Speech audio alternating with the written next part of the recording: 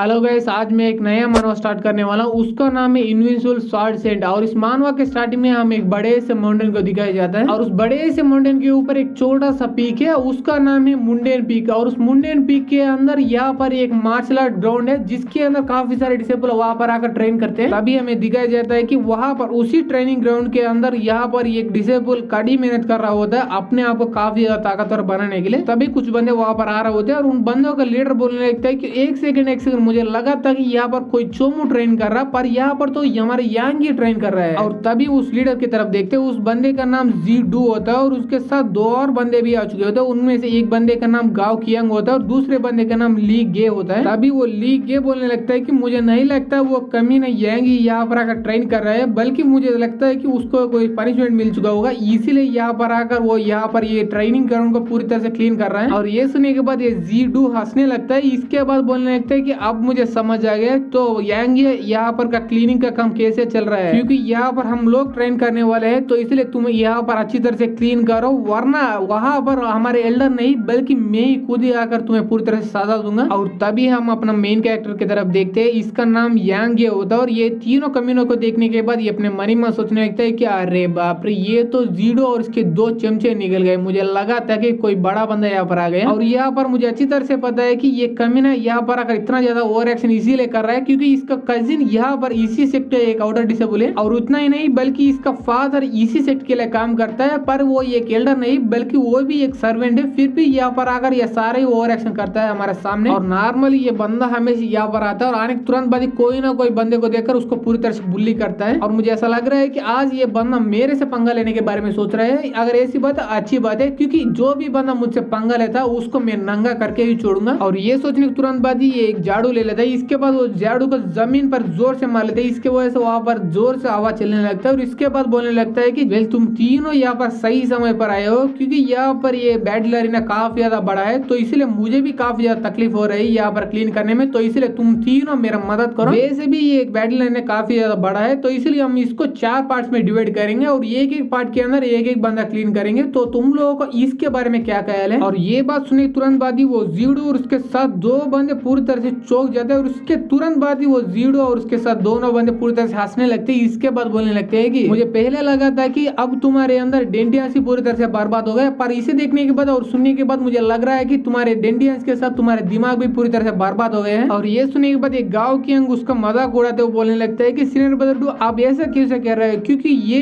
हमारे सेक्ट का one of the important और मोस्ट स्ट्रॉन्गेस्ट डिसेबल रहा करता था। अगर ऐसी बात तो हम इतना महान डिसेबल को ऐसा छोटे मोटे काम कैसे करने दे सकते हैं? ला बाबला वो झाड़ू हमें दे दे, हम तुम्हारे लिए कर लेंगे। ये सुनने के बाद लीगे बोलने लगता है कि अबे साले यांगे, तेरी हिम्मत भी कैसे हुई यहाँ पर हम लोगों को ऑर्डर देने की? क्या तुम्हें मारना है क्या तुम्हें पूरी तरह से भूल गए हो क्या अब तुम्हारे अंदर डेंडियंस पूरी तरह से बर्बाद हो गए हैं, तो इसलिए तू अब कभी भी इस सेक्ट का डिसेबल बिल्कुल ही नहीं बन पाएगा। तो इसलिए हमारे बात मानो और चुपचाप हम कैसे कहते हैं वैसे ही करता रहो, वरना इस बार तुम्हारे डेंडियंस नहीं बल्कि तुम ही पूरी तरह से बर्बाद हो जाओगे। तभी जीडू हमारी यांगी के पास आ जाती है। इसके बाद बोलने लगता है कि बच्चे, नॉर्मली हम ही यहाँ पर ये बैटल अरीना को क्लीन करते थे, पर आज हमें थोड़ा बुखार हो गए, तो इसलिए हमारे लिए तुम ही कर लो ना, वरना आगे जाकर तुम जरूर इसके लिए पछताओगे। ये सुनी तुरंत बाद हमारे यांगी उस जीडू को हाथ को जबरदस्ती अपने कंधे से हटा देते हैं। इसके बाद बोलने लगता है कि तुम तीनों कुत्ते की हिम्मत भी कैसे हुई मुझे ऑर्डर देने की? इसके बाद वो अपने पूरा एनर्जी बाहर रिलीज करते हुए बोलने लगता है कि आज मैं एक अच्छे मूड में हूँ, तो इसलिए मेरे सामने अपने घुटने टेक कर 3 बार कुत्ते की तरफ भौंको और उसके बाद यहाँ पर ये बैटल अरीना का पूरी तरह से क्लीन करो, वरना मैं ही यहाँ पर आकर तुम तीनों को पूरी तरह से क्लीन करूंगा और तुम्हारा मैया बहन एक करके रख दूंगा। ये सुनने के बाद जीडू बोलने लगते हैं कि यांगे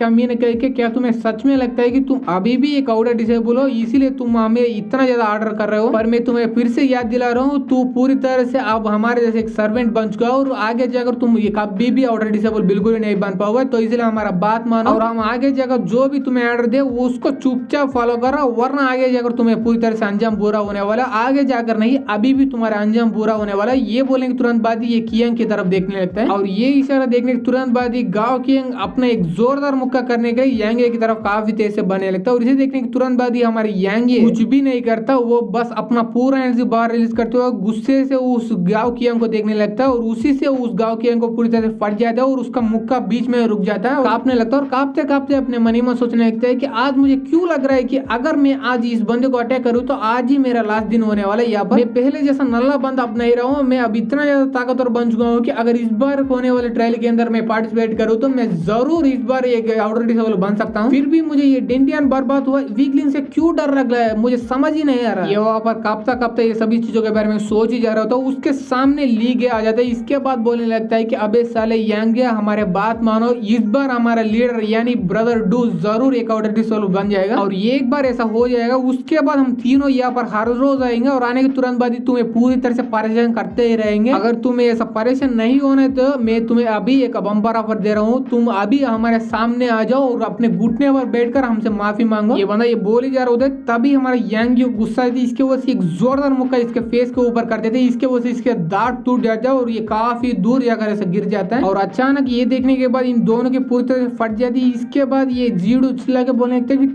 तुम कमी न कही, तुम्हारी हिम्मत भी कैसे हुई मेरे एक सबऑर्डिनेट को मारने की। और ये सुनने के बाद हमारी यांगी कुछ भी नहीं बोलता, क्योंकि वो बोलने के मूड में नहीं बल्कि जीप फाड़ने के मूड में होता है, इसीलिए घूर के उन दोनों के ऐसे ही देखे जा रहे होते हैं। और ये देखने के बाद इस जीडू को और भी फट जाती है। इसके वजह से रूल्स के बारे में बात करने लगता है कि यांग ये क्या तुम्हें पता है कि अब तूने एक रूल को पूरी तरह से तोड़ दिया हमारे सेक्टर, इसीलिए तुम्हें जरूर पनिशमेंट मिलेगी। तो इसलिए अभी मैं जाकर लर्जू को इसके बारे में जरूर बताऊंगा, तब तुम्हें पूरी तरह से धक्के मार के हमारे सेक्टर से बाहर निकल दिया जाएगा। ये सुनने के बाद हमारे यांग हंसते हुए बोलने लगता है कि हाँ मैं भी मानता हूँ, अगर यहाँ पर एक डिसेबल दूसरे डिसेबल को मारता है तब उसको जरूर पनिशमेंट मिलनी चाहिए, पर यहाँ पर मैं यानी एक डिसेबल एक कुत्ते को मार रहा है तो यहाँ पर कोई भी पनिशमेंट मुझे बिल्कुल भी नहीं मिलने वाला है। तो इसलिए अगर तुम्हें भी मार का नहीं तो जरूर सामने इस तरफ आ सकते हो। और ये सुनने के बाद जीडू को और भी गुस्सा थी, इसके वजह से चिल्ला के बोलने लगता है कि गाँव की तुम वहां पर जाओ, मैं परमिशन दे रहा हूँ, उसको पूरी तरह से जान से मार डालो और उसको कुछ भी हुआ तो मैं देख लूंगा। अब हम उस बंदे की तरफ देखते हैं, उस बंदे को ऑलरेडी फट चुके होते हैं, इसके लिए वो कांपते कांपते बोलने लगता है कि नहीं ब्रदर डू, मैं उस बंदे के पास बिल्कुल नहीं जाऊंगा, अगर आप उसको माने तो आप भी वहां पर जाइए। और ये सुनने के बाद जीडू के पास और कोई चॉइस ही नहीं बचता, वो ही हमारे यांगी के ऊपर अटैक करते हुए बोलने लगता है कि यांगी अगर मैं आज तुम्हें नहीं जान से मार डालू तो मेरा नाम जीडू ही नहीं है। ये बोलने के बाद अपने मनी में सोचने लगता है कि मुझे नहीं लगा था कि इसका बॉडी टेक्निक इतना ज्यादा स्ट्रांग है कि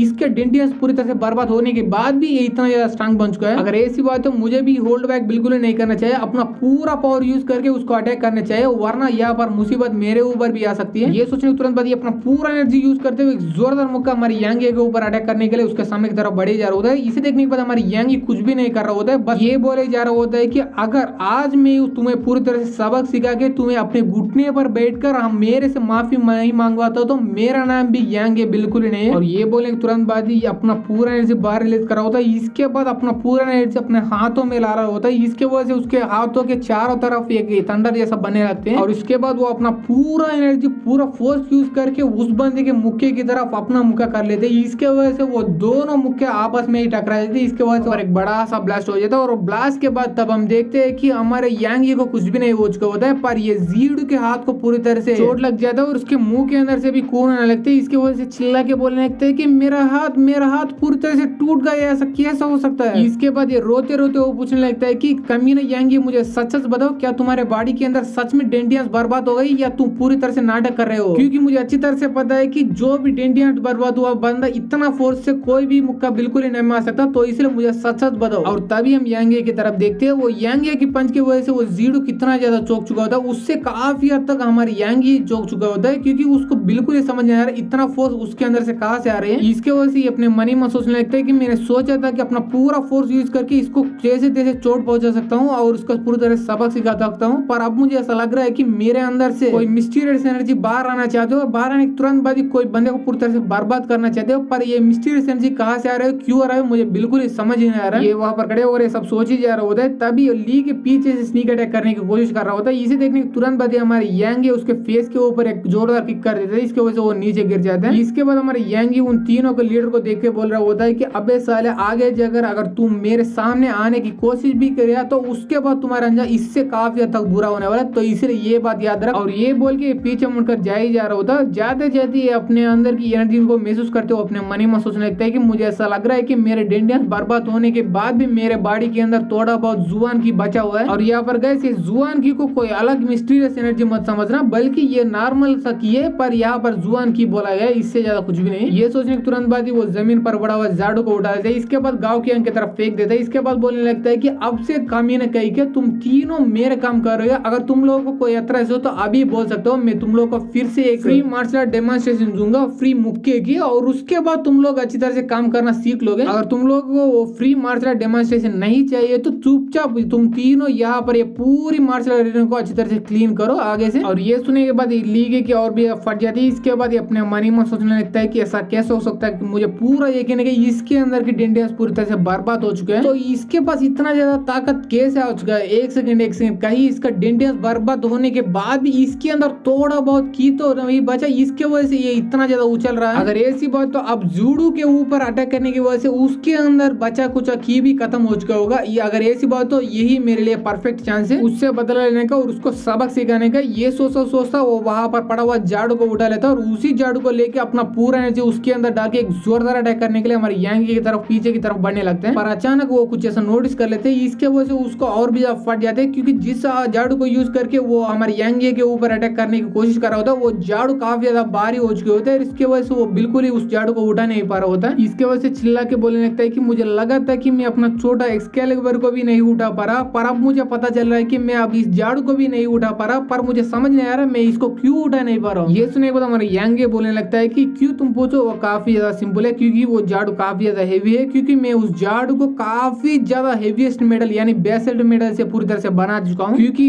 इसी झाड़ू को यूज करके मैं अपना बॉडी को काफी सालों से ताकतवर बनाता आ रहा हूँ। अगर तुम्हारे पास इतना अकत और ताकत दोनों है तो तुम इस झाड़ू को उठा सकते हो, वरना तुम उसको बिल्कुल ही उठा नहीं सकते। ये सुनने के बाद वो गाँव की अंक और भी फट जाती है। इसके वजह से चिल्ला के बोलने लगता है कि प्लीज प्लीज मास्टर प्लीज मुझे माफ कर दो, आगे से मैं तुम्हारे पीछे से कोई भी अटैक बिल्कुल नहीं करने की कोशिश करूंगा। ये सुनने के बाद हमारे यांगी उसको और भी ज्यादा डराते हुए बोलने लगता है कि अच्छी बात है क्योंकि आगे जाकर तुम कभी भी मेरे अगेंस्ट जाने की कोशिश किए तो उसके बाद मैं तुम लोगों का पूरी तरह से हड्डी फसली एक कर दूंगा, उसके बाद बचा कुछ हड्डियों को तुम्हारे कजिन्स यानी कुत्तों को खिलाऊंगा, तब तुम्हें देखने में काफी ज्यादा मजा आएगा। इसके बाद वो वैसे जाता हुआ बोलने लगता है कि मैं यहाँ पर से ट्रेनिंग करने के लिए जा रहा हूँ, तो इसलिए आगे जाकर इस मार्शल आर्ट अरेना का पूरा जिम्मेदारी तुम तीनों के ऊपर ही है। ये बोलने के बाद वो वहां से कम्प्लीटली चला जाता है और उसको वहां से जाते हुए देखने के अलावा ये तीनों कुछ भी नहीं कर पा रहे होते क्योंकि वो लोग ऑलरेडी फट चुके होते। तभी हम यांगे की तरफ देखते हैं, वो फिर से अपने अंदर की एनर्जी महसूस करते हुए अपने मनी में सोचने लगता है कि मुझे लगा था कि मेरे अंदर कोई कमाल का मिस्टीरियस एनर्जी छुपा पड़ा है और वो बाहर आने की कोशिश कर रहा है, पर अब मुझे ऐसा लग रहा है कि ये सब बिल्कुल भी नहीं है, क्योंकि अब मैं महसूस कर सकता हूँ मेरे अंदर की दो डेंडियंस अब पूरी तरह से ठीक हो गई। इसके वजह से उन्हीं दो डेंडियंस के अंदर से एनर्जी बाहर आ रही है, पर वो पहले से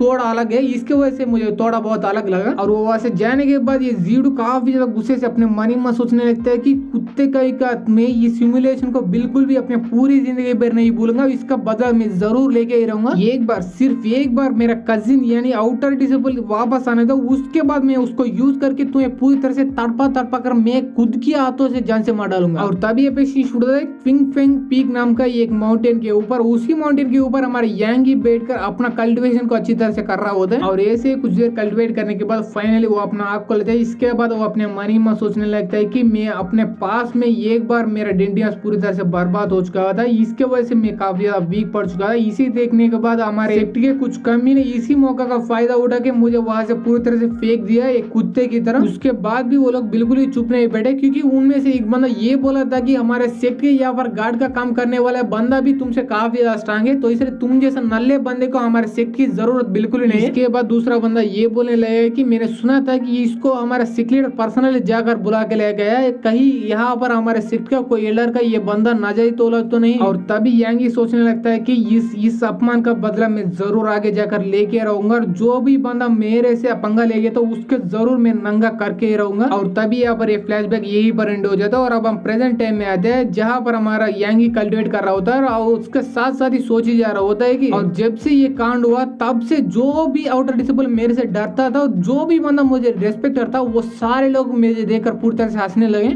अगर जब मैं एक आउटर डिसेबल था तब मैं अपना बॉडी के ऊपर अच्छी तरह से फोकस नहीं किया हुआ था और अपना बॉडी को अच्छी तरह से नहीं ट्रेन किया हुआ था। और उतना ही नहीं बल्कि एक बार डेंडियस बर्बाद होने के बाद अगर मैं अपना फिजिकल ट्रेनिंग के ऊपर बिल्कुल ही फोकस नहीं किया होता तो नल्ले से नल्ला बंदा भी मेरे पास आ जाता और मुझे मार के चला जाता। मैं लकी था, इसीलिए मैं यहाँ पर अपना फिजिकल ट्रेनिंग के ऊपर बिल्कुल ही फोकस नहीं हटाया, इसके वजह से मैं अब तक अपने आप को प्रोटेक्ट करता आ रहा था। और फाइनली मेरा मेहनत रंग लाया और फाइनली मुझे भी बिल्कुल ही नहीं पता मेरे अंदर डेंडियंस कैसे ओपन हो चुके हैं, पर 2 डेंडियंस फाइनली ओपन हो चुके हैं। इसका मतलब एक ही है, अगर मैं फिर से अपना बॉडी को और माइंड को और उसके साथ साथ ही अपना की को अच्छी तरह से रिफाइन कर लूं तो मैं फिर से कमाल का कल्टिवेटर बन सकता सकता हूँ। और ऐसे कल्टिवेट करते करते ये अपने मन ही में सोचने लगता है कि कुछ दिन पहले मेरे सिस्टर सिया याओ ने मुझे एक लेटर भेजा और उस लेटर में ये लिखा हुआ था कि ल्यू फैमिली के कुछ बंदे हमारे फैमिली के यहाँ पर आए। आने के तुरंत बाद ही हमारा मदर को प्रेशर करने लगे कि जल्दी से जल्दी ल्यू फैमिली के यंग मास्टर से हमारे सिया याओ से शादी करने का। पर यहाँ पर दिक्कत की बात है कि वो कमीना ल्यू फैमिली के यंग मास्टर मेरे सिस्टर को अपना ऑफिशियल वाइफ नहीं बल्कि पूरी तरह से एक कांकुबेन बना के लेके जाना चाहता है वहां से। और मेरे रहते पर मैं सपने भी नहीं होने वाला, क्योंकि अब मेरा 2 टेंडेंस पूरी तरह से ठीक हो चुका है। इसका मतलब ये कि मैं फिर से एक आउटर डिसेबल बन सकता हूँ। अगर ऐसी बात है तो मदर सिस्टर प्लीज मेरे लिए कुछ दिन वेट करो,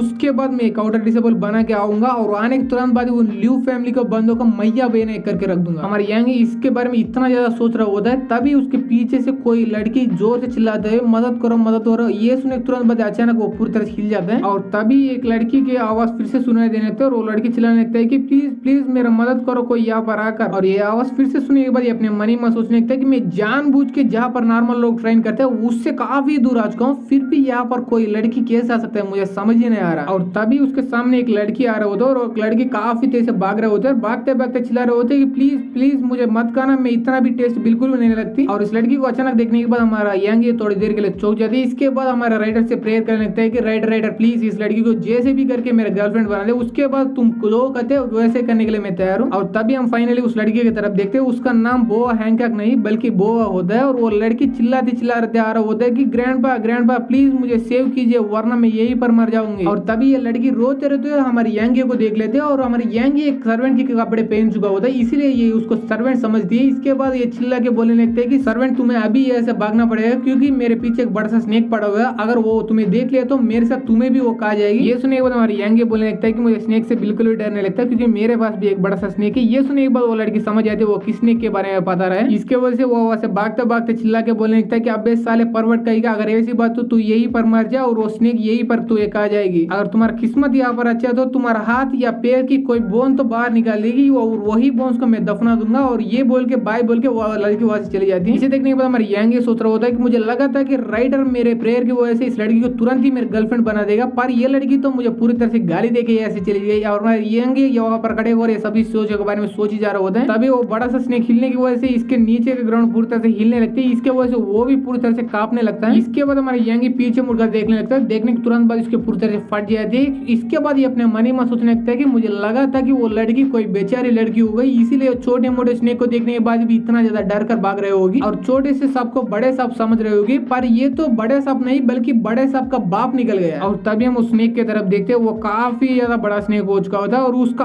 आग भी हमारे यांगी के सिर से भी काफी ज्यादा बड़ा हो चुका होता है। और अभी तक वो सांप हमारे यांगी की तरफ बिल्कुल ही नहीं देख चुका होता है, इसलिए हमारे यांगी उस सांप को देखकर अपने मन ही मन सोचने लगता है कि मुझे ऐसा लग रहा है कि नहीं मुझे पूरा यकीन है कि ये जरूर 5th ग्रेड के जुआन बीस्ट है। अगर ऐसी बात तो इसको मैं अभी के लिए मेरे सपने में भी नहीं हरा पाऊंगा, तो इसलिए मुझे भागना ही पड़ेगा। ये सोचने के तुरंत बाद वो वहां से भागने लगता है और तभी वो बड़ा सा सांप अपना बड़ा सा आग से हमारे यांगियों को देख लेता है और इस चीज को हमारे यांगी भी नोटिस कर लेता है और इसे देखने के तुरंत बाद इसके पूरी तरह से फट जाती है। इसके बाद ये अपने मन ही में सोचने लगता है कि अब मेरे पास सिर्फ 2 ही चॉइसेस बचे हैं, या तो यहाँ से भागने की कोशिश करो पर यहाँ से मैं भागू तो वो सांप मेरे से काफी ज्यादा फास्ट है तो इसलिए वो मुझे पकड़ लेगी, या तो मैं यही पर रहकर इस सांप से फाइट करके इस सांप को पूरी तरह से हराने की पूरी कोशिश करें। और ये नॉर्मली पहले काफी ज्यादा मुश्किल और नामुमकिन होता था, पर अब मेरे अंदर 2 टेंशन पूरी तरह से ठीक हो गए, तो इसीलिए मैं इसको हराने की पूरी कोशिश करूंगा। इसके बाद ये अपना पूरा एनर्जी बाहर रिलीज करने लगता है। इसके बाद अपने मन में सोचने लगता है कि अबे साले राइटर मैं तुम्हें गर्लफ्रेंड दिलाने के लिए बोला था, ना ही कोई ट्रबल, पर जो भी हो अब मैं बिल्कुल ही सामने से नहीं हटने वाला हूँ, मैं जरूर इस सांप को हरा के रहूंगा। ये बोलने के तुरंत बाद ये अपना पूरा एनर्जी अपने हाथ के अंदर ला लेता है। इसके बाद काफी तेज से वो सांप को अटैक करने के लिए सांप की तरफ बनने लगता है, पर इसको अच्छी तरह से पता है कि ये सब होश में और जोश में अटैक करने से उस सांप का घंटा भी फर्क नहीं पड़ने वाला, इसीलिए इसने एक प्लान बनाया और वो प्लान है कि ये सबसे पहले एक बड़ा सा नोकीला राख को चूज कर लेगा और उसके बाद उसके अंदर ये अपना खुद की एनर्जी को डालेगा और उसके बाद उस एनर्जी से बना हुआ राख को वो सांप की तरफ फेंकेगा और ये एक बार वो सांप के अंदर ये नोकीला एनर्जी से बना हुआ राख छुप जाएगी, उसके बाद उसी एरिया के ऊपर यानी उस राख के ऊपर ये कंटिन्यूअसली अटैक करेगा और ऐसे कुछ कंटिन्यूअस अटैक के बाद वो सांप जरूर मर जाएगा। ये सोचकर वो उस राख को फेंक देता है, पर उस सांप का स्किन इतना ज्यादा टफ होता है कि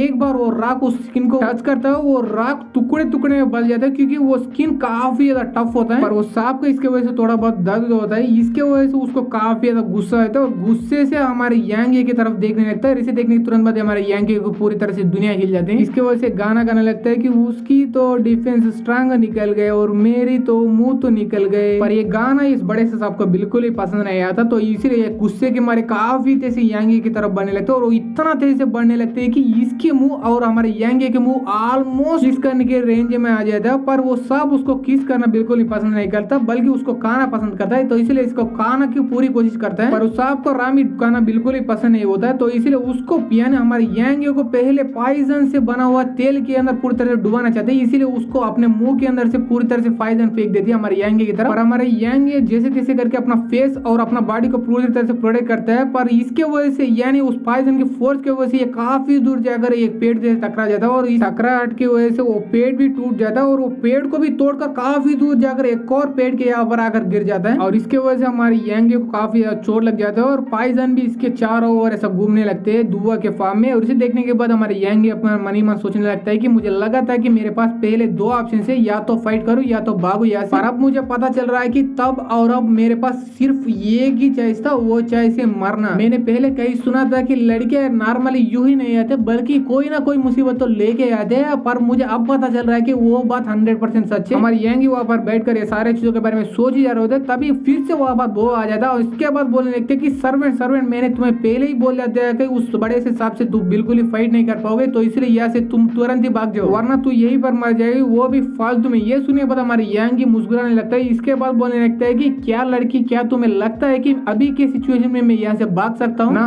बिल्कुल भी ना, क्योंकि मैं पहले भी तुम्हारे जितना फास्ट नहीं हूँ और अब तो काफी ज्यादा बुरी हालत हो चुका है मेरी, तो इसलिए अब मेरे पास सिर्फ एक ही चॉइस बचा है और वो चॉइस है कि मैं मरते दम तक इस सांप से लड़ूंगा। अगर मेरे पास थोड़ा बहुत लक बचा है तो मैं मरने से पहले वो सांप को मार के चला जाऊंगा। और ये बोल के ये फिर से एक छोटा सा पत्थर को उठा लेता है और वो पत्थर के अंदर अपना बचा कुछ एनर्जी को डाल लेता है। इसके बाद वो फिर से उस पत्थर को सांप की तरफ फेंकने की कोशिश करता है, पर इस बार कोई एरे गेरे न तो एरे प्लेस के अंदर नहीं बल्कि सीधा उस सांप के बड़े से आग के अंदर भी उस क्राक को फेंकने की पूरी कोशिश करता है। और यहाँ पर ये स्नेक भी एरे गेरे नत्तू गेरे स्नेक नहीं बल्कि ये 5th ग्रेड का जुआन बीस्ट है, इसीलिए इसके प्लान के बारे में ये स्नेक को पहले ही पता चल जाता है, इसलिए ये अपना पूंछ को लेती है। लेने के तुरंत बाद ही हमारी यांगी को अटैक कर देते हैं। इसके वजह से वो राक और उसके साथ साथ ही वो बंदा भी डिस्ट्रॉय हो जाता है और उसके वजह से वो काफी दूर जाकर ऐसा नीचे गिर जाता है। इसके वजह से हमारी यांगी को और भी ज्यादा चोट लग जाता है, पर वो अटैक को देखने के बाद हमारी यांगी को पता चल जाता है कि ये कोई ऐसा वैसा स्नेक से नहीं बल्कि काफी ज्यादा इंटेलिजेंट स्नेक से डील कर रहा है। तभी हम वो सांप की तरफ देखते हैं, वो सांप इसको देखकर ऐसा मुंह बना रहे होते जैसे कि ये बोल रहे हैं कि चो मुंह कह के क्या तुझे लगता है कि तुम्हारे पिद्दी सा हाथ और पिद्दी सा एनर्जी मुझे डिफीट करेगी? ऐसा सपने भी नहीं होने वाला। और ऐसा एक्सप्रेशन बनाने अगले सेकंड ही ये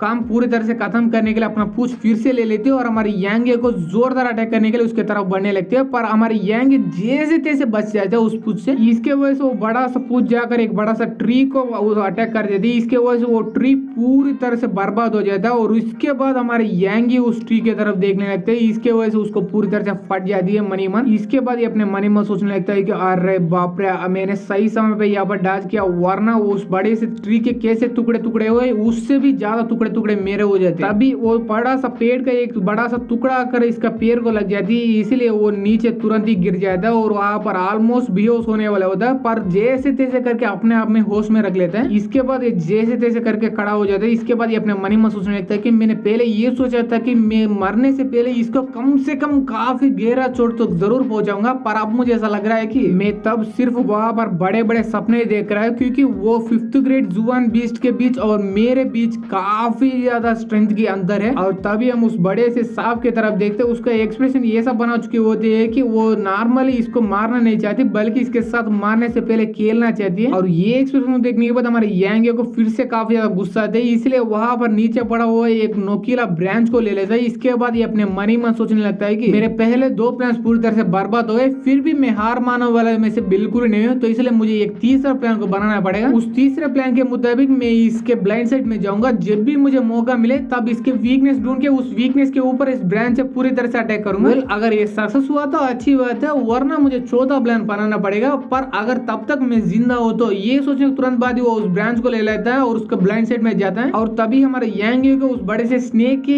एक 2 स्केल्स के बीच एक छोटा सा गैप दिखाई देने लगता है। यही अच्छा मौका समझ के वो उस ब्रांच को यूज करके अपना पूरा एनर्जी उस ब्रांच के अंदर डाल के ब्रांच को यूज करके वो दोनों स्केल्स के गैप के अंदर अटैक कर देते हैं। इस पर वो अटैक सक्सेस हो जाता है और उसके वजह से इसको काफी ज्यादा चोट लग जाती है यानी स्नेक को। और उसे देखने के बाद हमारे यांग ये खुद ही चौंक जाती है। इसके बाद ये अपने मन ही मन सोचने लगता है कि मुझे बिल्कुल ही यकीन नहीं हो रहा, मेरा तीसरा प्लान सक्सेस हो गया। अब मेरे वजह से इसको काफी ज्यादा चोट लग चुकी है, पर मैं यही पर रुकने नहीं वाला हूँ, इसको और भी ज्यादा चोट पहुंचाने वाला हूँ, उसका जान से ही मारने वाला हूँ। ये बोलने के तुरंत बाद ही वो वहां पर अपना एनर्जी को पूरी तरह से उस ब्रांच के अंदर डाल लेता है और भी ज्यादा अंदर घुसाने की कोशिश कर रहा होता है। पर तभी वो बड़े से स्नेक अपना पूंछ को यूज करके वो हमारे यांगे को पूरी तरह से जकड़ लेते हैं। इसकी वजह से हमारे यांगे कहीं भी नहीं हिल पा रहा होता है। इसकी वजह से हमारे यांगे सोच रहा होता है कि शिट ब्रो, मुझे फाइनली एक मौका मिला था, पर ये कमीना स्नेक मुझे वो मौका वो बिल्कुल ही अपनाने नहीं देगी, इसलिए मुझे जैसे तैसे करके इस स्नेक के पूंछ से मुझे छुड़ाना पड़ेगा। ये सोचकर ये बाहर जाने की कोशिश कर रहा होता है, पर वहां पर वो स्नेक को अलग प्लान होती है क्योंकि वो अपने पूंछ को और भी ज्यादा टाइट कर लेते हैं हमारे यांगे के चारों ओर। इसकी वजह से हमारे यांगे के मुंह के अंदर से खून आने लगता है और ये जोर जोर से चिल्लाने लगता है, पर वो सांप अपना टाइट को बिल्कुल ही छोड़ने का नाम ही नहीं ले रहे होते। इसके वजह से हमारे यांगे को सेकंड बाय सेकंड काफी दर्द हो रहा होता है। इसके वजह से अपने मन ही मन सोचने लगता है कि अगले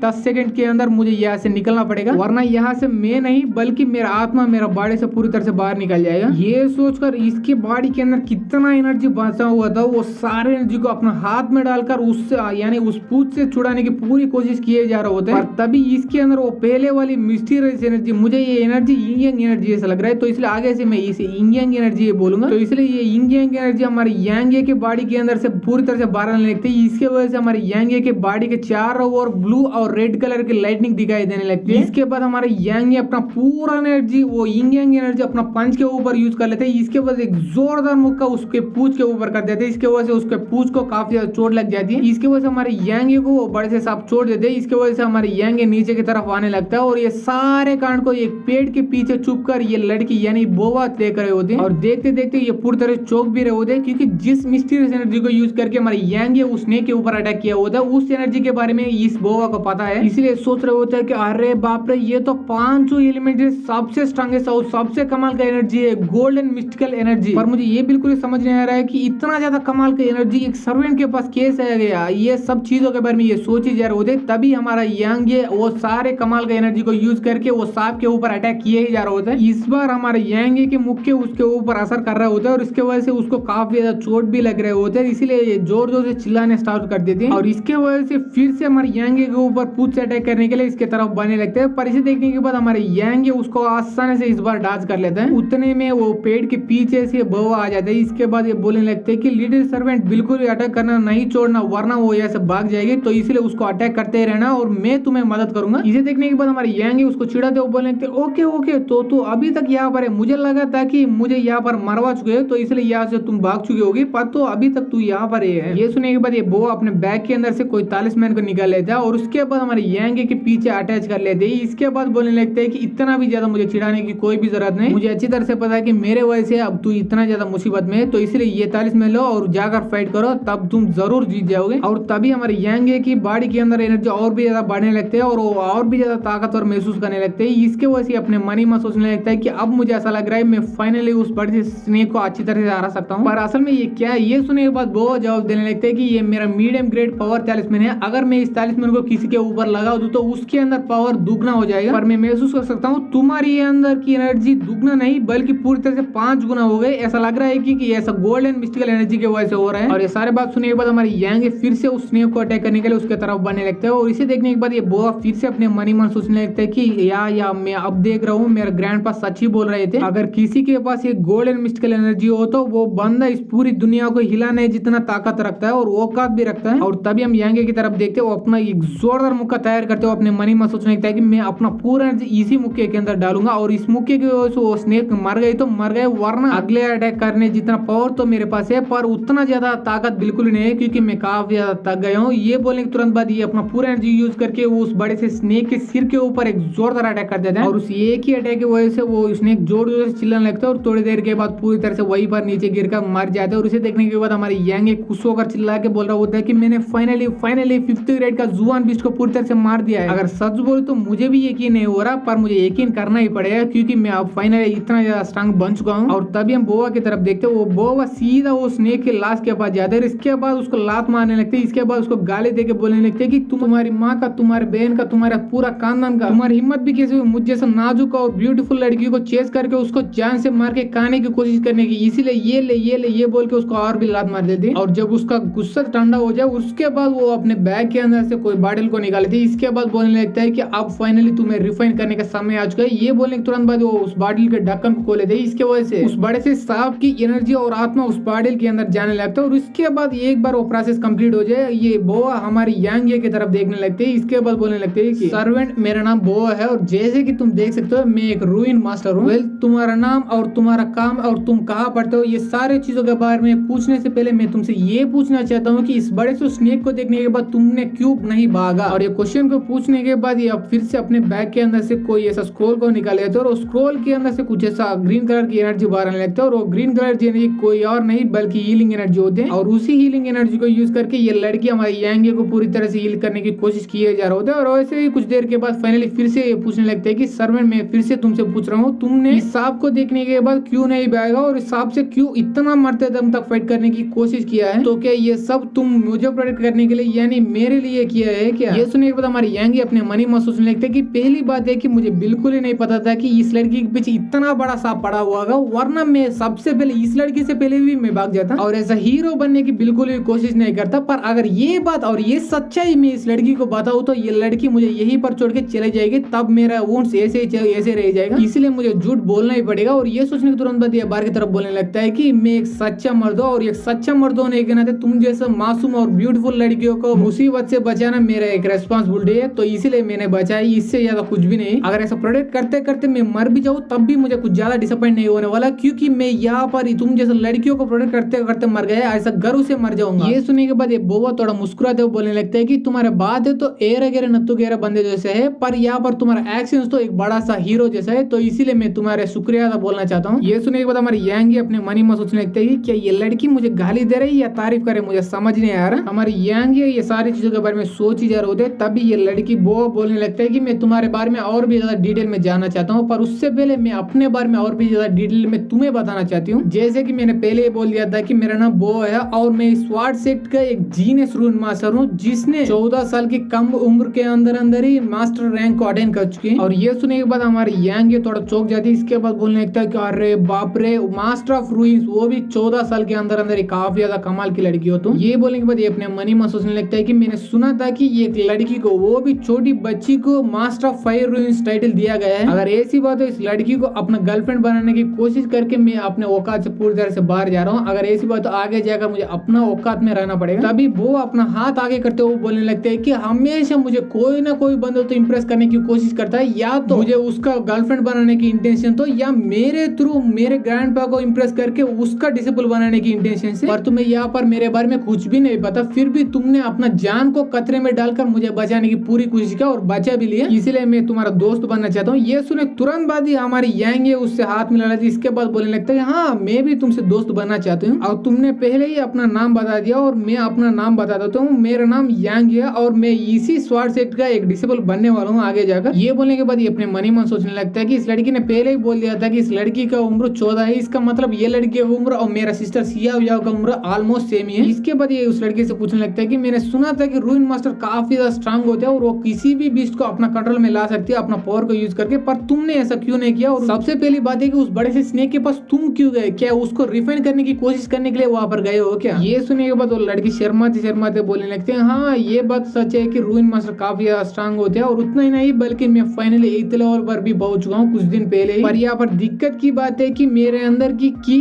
वो 5 एलिमेंट्स में सबसे वीकेस्ट एलिमेंट है तो इसीलिए और उतना ही नहीं बल्कि मुझे डायरेक्ट किसी से फाइट करने की एक्सपीरियंस बिल्कुल नहीं है तो इसलिए मेरे पास भागने के अलावा कोई और चॉइस बिल्कुल नहीं बचा था। तब ये सुनने के बाद हमारी यांग गुस्सा होकर अपने मनी में सोचने लगता है कि इस लड़की के माँ का ये रूइन मास्टर है उतना ही नहीं बल्कि ये 8th लेवल पर गई हुई है फिर भी जब मैं उस बड़े से स्नेक से फाइट करते करते मरने वाला था तब भी मेरे मदद करने के लिए बिल्कुल नहीं आया। अगर ये सच में मदद करनी चाहती तो ये एक ही अटैक कर देगा अपना पूरा पावर यूज करके और वो बड़े से स्नेक वहीं पर मर जाएगा। पर इसने ऐसा करने की कोशिश भी नहीं की और इसके एक्सप्रेशन को देखने के बाद ये बहुत समझ जाती है। इसके वजह से बोलने लगती है कि तुम्हें ऐसा लग रहा होगा मैं 8th लेवल पर पहुंच चुका हूँ इसलिए अगर मैं चाहता हूँ तो आसान से उस बड़े से स्नेक को मार सकती हूँ पर ऐसा बिल्कुल नहीं हो सकता क्योंकि मेरे पास 5 एलिमेंट में वीकेस्ट एलिमेंट है और तुम्हारे पास 5 एलिमेंट में सबसे स्ट्रॉन्गेस्ट एलिमेंट गोल्ड एलिमेंट है। और तुम्हारे एनर्जी को महसूस करने के बाद मुझे ऐसा लग रहा है तुम 4th लेवल के ऊपर अभी जा चुके हो। ये सुनने के बाद हमारी यांग को कुछ भी समझ नहीं आ रहा होता इसलिए ये पूछने लगता है कि ये 5 एलिमेंट्स क्या है और गोल्ड एलिमेंट क्या है और मैं 4th लेवल पर कैसे पहुंच चुका हूँ मुझे भी समझ नहीं आ रहा। तो क्या तुम मेरे ऊपर थोड़ा मेहरबानी करके वो 5 एलिमेंट्स के बारे में और मेरा गोल्ड एलिमेंट के बारे में मुझे थोड़ा बता सकते हो क्या? तभी बोआ बताने लगते हैं कि तुम्हें अच्छी तरह से पता है कि कल्टिवेट्स अपने अंदर की की को यूज करके अपना लेवल को बढ़ा के और भी ज्यादा स्ट्रांग बनते हैं। और हजार में एक बंदे के पास नॉर्मल की नहीं होता, बल्कि उसके लक की वजह से उसके पास 5 एलिमेंटल की आ चुके होते हैं। और वो 5 एलिमेंट में गोल्ड एलिमेंटल की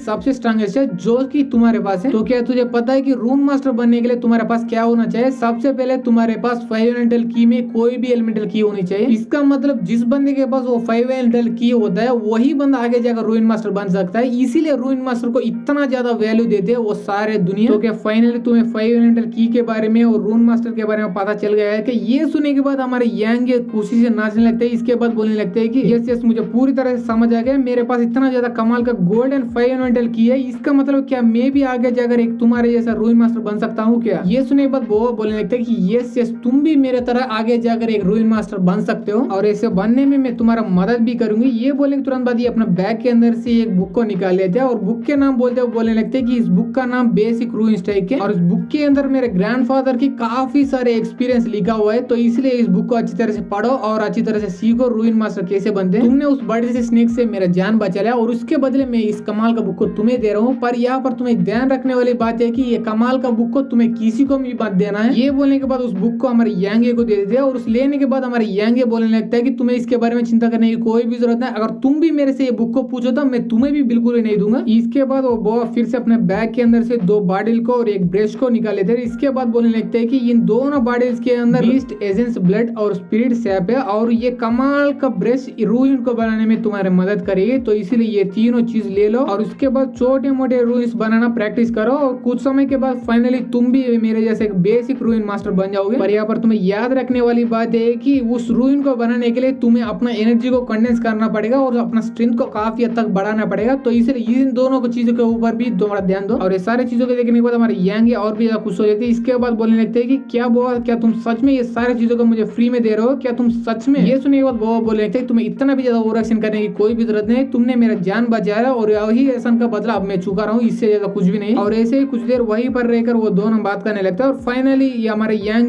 और बोआ दोनों को अलग होने का समय आ चुका होता है। इसलिए हमारे बोआ हमारे यांग को बाय करते हुए बोलने लगते हैं कि अभी के लिए बाय यांग, अगर हम बाद में मिलेंगे तो हम और भी ज्यादा बात कर सकते हैं, पर अभी के लिए मुझे कुछ काम है तो इसलिए मुझे यहाँ से जाना ही पड़ेगा। ये सुनने के बाद हमारे यांग भी बोलने लगता है कि हाँ मुझे भी अब याद आ गया, मुझे भी थोड़ा काम करना है तो इसलिए मैं भी तुमसे लीव करना चाहता हूँ, अगर हम बाद में मिलेंगे तो मुझे रोइंस के बारे में और भी अच्छी तरह से सिखाना है। ये सुनने के बाद ठीक है बोल के वहां से वो कंप्लीटली चले जाता है और उसके बाद हमारे यांग भी पीछे मुड़कर जाना है तो फिर मिलेंगे बोल के वो दोनों अपने रास्ते चले जाते हैं। और तब हम देखते हैं हमारे यांग काफी तेज से अपना सेट की तरफ भागे जा रहा होता है और ऐसे भागते भागते अपने मन में सोचने लगता है कि आज मैं काफी ज्यादा खुश हूँ क्योंकि मैं एक्सीडेंटली बोआ से मिला और उसकी वजह से मुझे रूइन का नॉलेज और उतना ही नहीं बल्कि मेरे अंदर इतना ज्यादा कमाल का 5 एलिमेंटल गोल्डन की है इसके बारे में पता चला। इसके वजह से मेरा जिंदगी अब पूरी तरह से बदलने वाली है क्योंकि अब मैं 5 एलिमेंटल की और मेरा रूइंस का नॉलेज को यूज करके मैं और भी ज्यादा स्ट्रांग बनूंगा और मेरा सिस्टर और मदर को दोनों को प्रोटेक्ट करूंगा। तभी पे शीशू उड़ गए। कुछ देर बाद का सर्वेंट यार्ड के यहाँ पर और वहां पर फाइनली हमारे यांग आ जाता है और आने के तुरंत बाद वहां पर सारे चीजों को देखने के बाद ये अपने मन में सोचने लगता है कि ऐसा लग रहा है कि ये कमीना बिल्कुल ही हार नहीं मानेंगे जब तक मैं इनको पूरी तरह से खुदाई करके इनका मैया बेना एक फिर से ना कर दूं। और ये बंदा इसलिए ऐसा सोच रहा होता है क्योंकि वो जीडो इतना ज्यादा खुदाई करवाने के बाद भी वो बिल्कुल ही हार नहीं मान चुका होता है क्योंकि वो उसके सामने वो जीडो अपना 2 चमचों को लेकर और उसके साथ साथ और भी ज्यादा 2 चमचों को लेकर वहां पर हमारे यांगे को पूरी तरह से सराउंड कर चुका होता है। और उनमें से एक बंदा बोल रहा होता है कि यांगे तुम्हें हमारे बारे में चिंता करने की कोई भी जरूरत नहीं क्योंकि हम तुम्हारे पनिशमेंट नहीं देंगे बल्कि कोई और है यहाँ पर तुम्हारा पनिशमेंट देने के लिए उताब है तो इसलिए वो यहाँ पर आने वाला है। ये सुनने के बाद हमारे यांगे उसको कुटाई करने की कोशिश करते हुए बोलने लगता है कि पहले मैं तुम्हारे कुटाई करूंगा और उसके बाद जो भी बंदा मेरे सामने आएगा उसका भी कुटाई करूंगा। ये बोल के सामने की तरफ जा ही जा रहा होता है तभी पीछे से एक आवाज आती है और वो आवाज बोलने लगता है कि यांगे वहीं पर रुक जाओ। ये सुनने के बाद वो भी वहीं पर रुक जाता है और तभी हम इस बंदे की तरफ देखते हैं। इसका नाम जू गुआंसी होता है, इसको चीफ जू भी बोलते हैं और यहाँ पर ये सारे सर्वेंट्स का यही चीफ होता है। और इसे देखने के बाद हमारे यांगे बोल रहा होता है कि क्यों चीफ जो आप क्यों मुझे रोकने के लिए बोल रहे हैं, क्या आपको मेरे से कुछ चाहिए क्या? और तभी वो बंदा यानी चीफ जो एक कोड़े को निकाल लेता और उस कोड़े को देखने के बाद वहां पर कुछ लोग ऐसा कुसुर फुसुर कर रहे होते हैं कि मैंने बोला था कि मैंने पहले ही बोला था अगर सच में यांगे जीडो को कुटाई कर देगा तो उसके बाद तुरंत ही यहाँ पर चीफ जू आएगा और आने के तुरंत बाद यांगे को पूरी तरह से कुटाई करेगा। फिर भी वो बंदा बिल्कुल ही नहीं माना और ये सुनने के बाद दूसरा बंदा बोला होता है कि अगर तू यहाँ पर चुप नहीं होता चीफ जू यहाँ पर अगर तुम्हारे और मेरा भी कुटाई करेगा तो इसलिए चुप हो जाओ। ये सुनने के बाद वहां पर सारे लोग चुप हो जाते हैं और सारे कांड को देखने लगते हैं। और तभी वो चीफ जू इसको डराने की कोशिश करते हुए बोलने लगते हैं कि अबे साले, मैंने पहले ही तुम्हें बोल दिया था कि ये स्वार्ड सेट का रूल मेरे सर्वेंट हॉल में बिल्कुल अप्लाई नहीं होते, क्योंकि यहाँ पर सिर्फ मेरे रूल्स अप्लाई होते। फिर भी तू मेरे बात बिल्कुल नहीं माना और मेरा भतीजा यानी जीडू का पूरी तरह से कुड़ाई कर दिया। अब तू ही यहाँ पर बोल भाई, इस मामले को हम कैसे सेटल करें। और इसे देखने के बाद ये जीडू चिल्ला के बोलने लगता है कि अंकुल, मैं यहाँ पर आपको लिप टू लिप यांगी को किस करने के लिए नहीं बुलाया था, बल्कि उसको पूरी तरह से कुटाई करने को, उसको जान से मारने के लिए बुलाया था। तो इसे सबसे पहले ये सारे बेकार बेकार बातें बंद करो और उसे जान से मार डालो। और तभी हमारे यांगी चीफ जू से बोल रहा होता है कि चीफ जू, अबे साले, मुझे अच्छी तरह से पता है कि यहाँ पर तुम्हारे रूल्स अप्लाई हो जाएंगे और ये जानने के बाद भी तुम्हारे नेफ्यू का यानी तुम्हारा भतीजे का मैं पूरी तरह से कुटाई कर दिया। अब तू ही बोल भाई, तू मेरा क्या ही उखाड़ लेगा। और ये सुनने के बाद ये चीफ जू को काफी ज्यादा गुस्सा आता है, पर अपने आप को कंट्रोल करते बोलने लगता है कि अबे साले, तेरे अंदर कूट कूट की हिम्मत तो बारी बड़ी है, पर हिम्मत से यहाँ पर कुछ भी नहीं होने वाला और ताकत से ही होगा। यहाँ पर ताकत के अलावा यहाँ पर कुछ और चीज है जिसके वजह से तुम बच सकते हो। मैंने पहले